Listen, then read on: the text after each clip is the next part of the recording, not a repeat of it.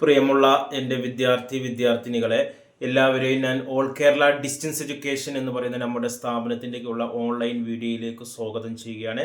ഇന്ന് ഞാൻ നിങ്ങൾക്ക് മുമ്പിൽ പ്രസൻറ്റ് ചെയ്യുന്നത് NSൻ്റെ SSLC +2 2025 ഏപ്രിൽ ബാച്ചിൽ പരീക്ഷ എഴുതുന്ന വിദ്യാർത്ഥികൾ അറിയേണ്ട പ്രധാനപ്പെട്ട കാര്യങ്ങളാണ്.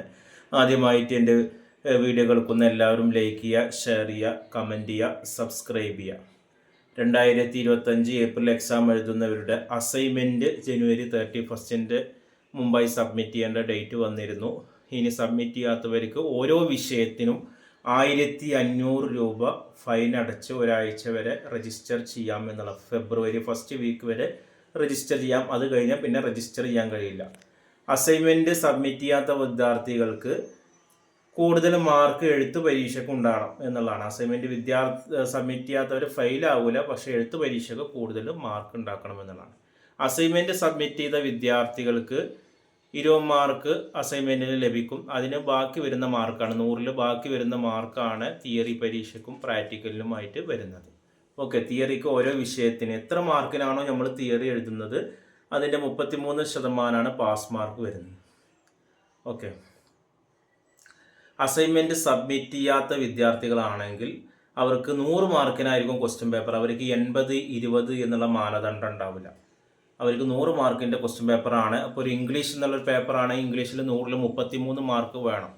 എന്നാൽ അസൈൻമെൻറ്റ് സബ്മിറ്റ് ചെയ്ത ഒരു വിദ്യാർത്ഥിയാണെങ്കിൽ 80-20 ആണ്. 80 മാർക്ക് എഴുത്തു പരീക്ഷ, 20 അസൈൻമെൻ്റ് ആണ്. 80-ൽ 26 ഉണ്ടാക്കിയാൽ മതി. അപ്പോൾ അസൈൻമെൻറ്റ് സബ്മിറ്റ് ചെയ്യാത്ത ഒരു വിദ്യാർത്ഥിയാണ് 33. 7 മാർക്ക് അസൈൻമെൻറ്റ് സബ്മിറ്റ് ചെയ്യാത്ത വിദ്യാർത്ഥികൾ 7 മാർക്ക് ഓരോ വിഷയത്തിനും എക്സ്ട്രാ ഉണ്ടാക്കണം എന്നുള്ളതാണ്. മറ്റൊരു പ്രധാനപ്പെട്ട കാര്യം എന്താണ്, പ്രാക്ടിക്കൽ എക്സാമാണ്. കഴിഞ്ഞ പോയ വർഷങ്ങൾ അനുഭവം അനുസരിച്ച് പ്രാക്ടിക്കൽ എക്സാം മാർച്ച് 10-ന് ശേഷം, മാർച്ച് 10-ൻ്റെയും അതേപോലെ തന്നെ മാർച്ച് 31-ൻ്റെയും ഇടയിലാണ് നടക്കുന്നത്. അപ്പോൾ അതിന് മുമ്പ് നമ്മൾ റെക്കോർഡുകളൊക്കെ സബ്മിറ്റ് ചെയ്യണം.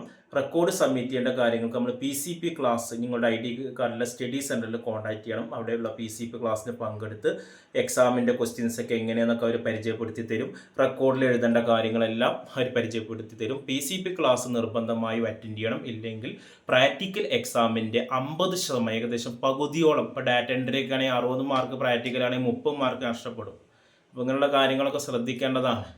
ആ ക്ലാസ് നടത്തുന്ന സെൻറ്ററാണെങ്കിൽ നിർബന്ധമായിട്ടും നിങ്ങളുടെ എക്സാമിന് മുമ്പ് പങ്കെടുക്കേണ്ടതാണ്. അത് നിങ്ങൾ NSൻ്റെ ID കാർഡിലെ സ്റ്റഡി സെൻറ്ററിലേക്ക് വിളിക്കണം. വിളിക്കേണ്ട നമ്പർ ഗൂഗിളിൽ അടിച്ച് സെർച്ച് ചെയ്ത് നമ്മൾ എന്ത് ചെയ്യണം, കണ്ടുപിടിക്കേണ്ടതാണ്. വിളിച്ചാൽ കിട്ടാത്തവർ നേരിട്ട് പോയി അന്വേഷിക്കേണ്ടതാണ്. അതിനനുസരിച്ചിട്ടായിരിക്കണം നമ്മൾ റെക്കോർഡുകൾ എഴുതേണ്ടത്. പിന്നെ തിയറി എക്സാം വരുന്നത് ഏകദേശം ഒരു ഏപ്രിൽ 1 വീക്ക് കഴിഞ്ഞാൽ തിയറി എക്സാം വരും. ഒരു മെയ് 25-ൻ്റെ ഉള്ളിൽ അവസാനിക്കുന്ന രീതിയിലായിരിക്കും. 1.5 മാസത്തോളം ഗ്യാപ്പ് ഉണ്ടായിരിക്കും.